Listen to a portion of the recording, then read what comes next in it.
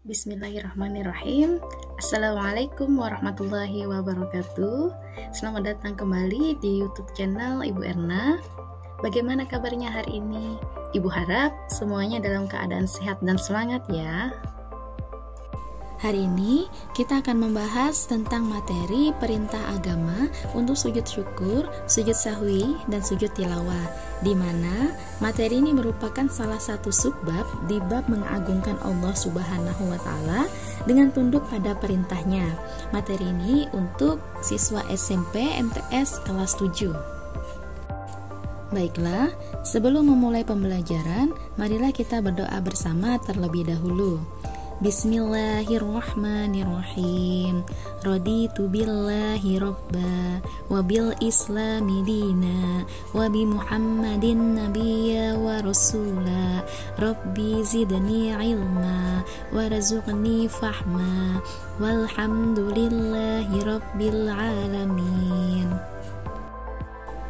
Memasuki materi yang pertama, yaitu perintah agama untuk sujud syukur, sujud sahwi, dan sujud tilawah. Sujud menggambarkan penghambaan dan kepasrahan diri kepada Allah Subhanahu wa Ta'ala, di mana kaki, lutut, telapak tangan, dan dahi kita semuanya menempel di atas alas.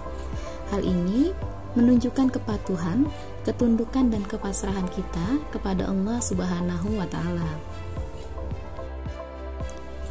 Setiap sholat memiliki aktivitas sujud, kecuali sholat jenazah.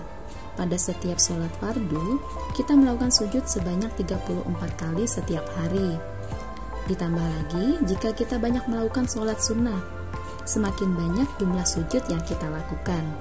Pada pembahasan kali ini, kita akan membahas satu persatu terkait dengan sujud syukur, sujud sahwi, dan sujud tilawah.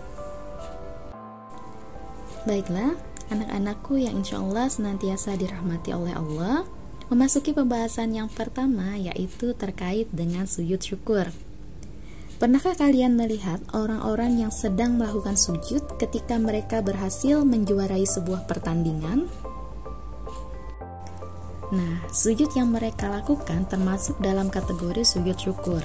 Adapun pengertian sujud syukur sendiri adalah sujud yang dilakukan ketika seseorang memperoleh nikmat dari Allah Subhanahu wa Ta'ala atau ketika terhindar dari bahaya atau musibah. Sujud syukur sendiri pernah dilakukan oleh Rasulullah SAW, sebagaimana tertera pada salah satu hadis Rasulullah SAW berikut. An Abi Bakrata annan Nabiyya sallallahu alaihi wasallam kana idza atahu amrun yasurruhu aw busyra bihi kharra sajidan syukran lillah. Yang artinya, dari Abu Bakar radhiyallahu anhu, sesungguhnya apabila datang kepada Nabi sallallahu alaihi wasallam sesuatu yang menggembirakan atau kabar suka, beliau langsung sujud bersyukur kepada Allah. Hadis riwayat Abu Dawud, Ibnu Majah, dan At-Tirmidzi. Baiklah, anak-anakku yang insya Allah senantiasa dirahmati oleh Allah, hukum melaksanakan sujud syukur adalah sunnah. Adapun sebab-sebab melaksanakan sujud syukur sendiri ada dua. Yang pertama, ketika memperoleh nikmat dari Allah Subhanahu wa Ta'ala. Yang kedua, ketika terhindar dari bahaya. Nah, anak-anakku yang insya Allah senantiasa dirahmati Allah, memasuki pembahasan yang kedua, yaitu tentang sujud sahwi. Pernahkah kalian mengalami lupa atau ragu ketika dalam sholat, baik itu tentang bacaan ataupun rakaat sholat? Nah, ketika kita lupa atau ragu terkait bacaan atau rakaat sholat itu, kita disunahkan untuk melakukan salah satu sujud, yaitu sujud sahwi. Adapun pengertian sujud sahwi adalah sujud yang dilakukan karena lupa atau ragu dalam sholat. Sujud ini dilakukan 2 kali sebelum salam. Hukumnya adalah sunnah. Sebagaimana pada hadis dari Abu Sa'id Al-Khudri, Nabi Muhammad SAW bersabda, An Abi Sa'id al-Khudri qala an-nabiy sallallahu alaihi wasallam idza syakka ahadukum fi sholatihi falam yadrikum shalla salasan aw arba'an falyatrahi syakka wal yabni ala mastaiqana thumma yasjudu sajdataini qabla ay yusallim. Rawahu Ahmad wa Muslim.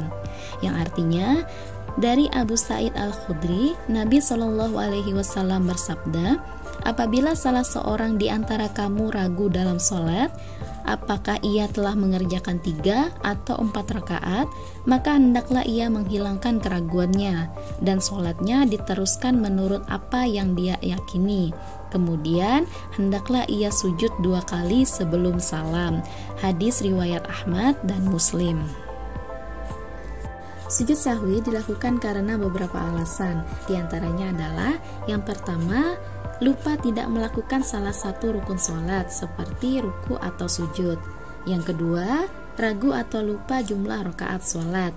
Yang ketiga, lupa membaca doa kunut. Hal ini berlaku bagi orang yang terbiasa kunut. Yang keempat, lupa mengerjakan tasyahud awal. Dan yang kelima, kekurangan atau kelebihan jumlah rakaat sholat.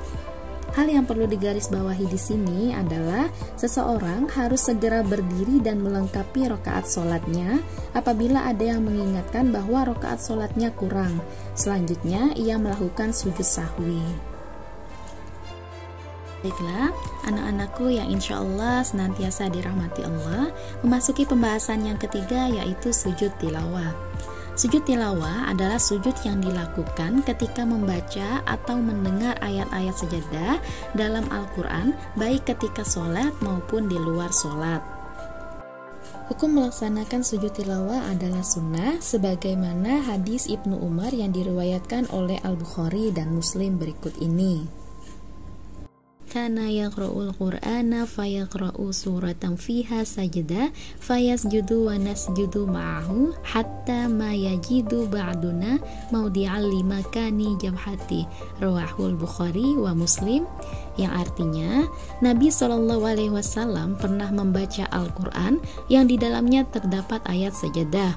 Kemudian ketika itu beliau bersujud, kami pun ikut bersujud bersamanya sampai-sampai di antara kami tidak mendapati tempat karena posisi dahinya. Hadis riwayat Al-Bukhari dan Muslim.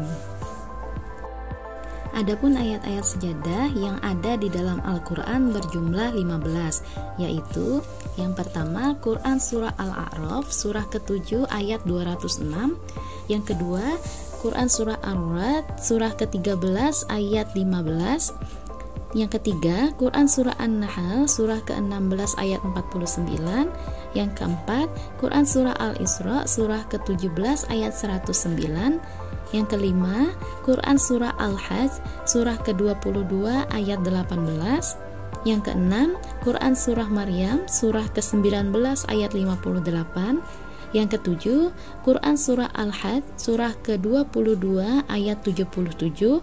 Yang kedelapan, Quran Surah Al-Furqan Surah ke-25 ayat 60. Yang kesembilan, Quran Surah An-Naml Surah ke-27 ayat 25. Yang 10, Quran Surah As-Sajdah Surah ke-32 ayat 15. 11, Quran Surah Sad Surah ke-38 ayat 24. 12, Quran Surah Fussilat Surah ke-41 ayat 38. 13, Quran Surah An-Najm Surah ke-53 ayat 62. 14, Quran Surah Al-Insyiqaq Surah ke-84 ayat 21. Dan yang terakhir, Quran Surah Al-Alaq Surah ke-96 ayat 19. Baiklah, selanjutnya dalam sujud tilawah terdapat syarat-syarat yang harus dipenuhi. Yang pertama, suci dari hadas dan najis. Yang kedua, menghadap kiblat. Yang ketiga, menutup aurat. Adapun rukun sujud tilawah sendiri ada 5. Yang pertama, niat. Yang kedua, takbiratul ihram. Yang ketiga, sujud 1 kali dengan diawali bacaan takbir. Yang keempat, duduk setelah sujud dengan tumak ninah tanpa membaca tasyahud. Dan yang kelima, salam. Alhamdulillahirrabbilalamin.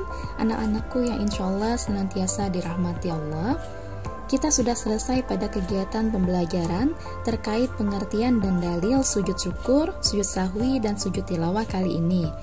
Insya Allah pada pertemuan berikutnya kita akan membahas terkait tata cara dan hikmah pelaksanaan sujud syukur, sujud sahwi, dan sujud tilawah.